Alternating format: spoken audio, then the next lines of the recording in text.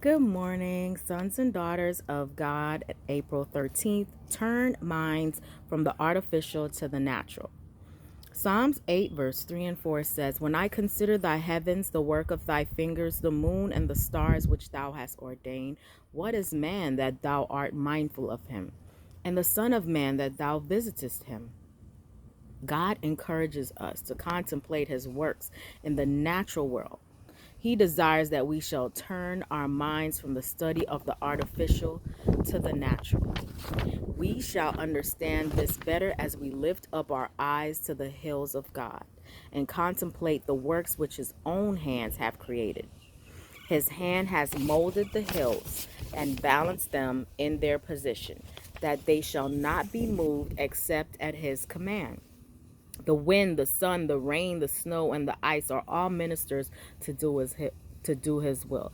Yesterday in Nipsey's Hussle's funeral, his mother said that there is a God within and we don't need to look to the God in the sky. That doesn't make any sense. With all due respect, and we're sorry for her loss, but did we create ourselves, the grass and all these beautiful things we see out here?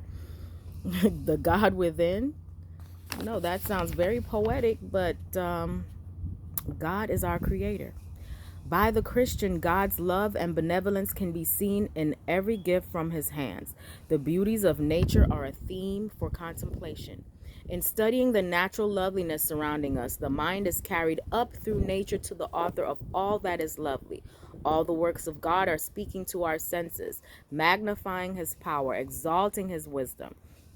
Every created thing has in it charms which interest the child of God and mold his taste to regard these precious evidence of God's love above the work of human skill.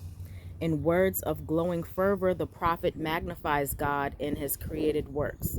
When I consider thy heavens, the work of thy fingers, the moon and the stars which thou hast ordained, what is man that thou art mindful of him? Fred Hammond has a song like that. You Called Me Friend. Beautiful song. The world filled with sport and pleasure loving is always thirsting for some new interest, and how little time and thought are given to the creator of the heavens and the earth. God calls upon his creatures to turn their attention from the confusion and perplexity around them and admire his handiwork. The heavenly bodies are worthy of contemplation. God has made them for the benefit of man, for us. And as we study his works, angels of God will be by our side to enlighten our minds. Have a wonderful day. You're a son and daughter of God.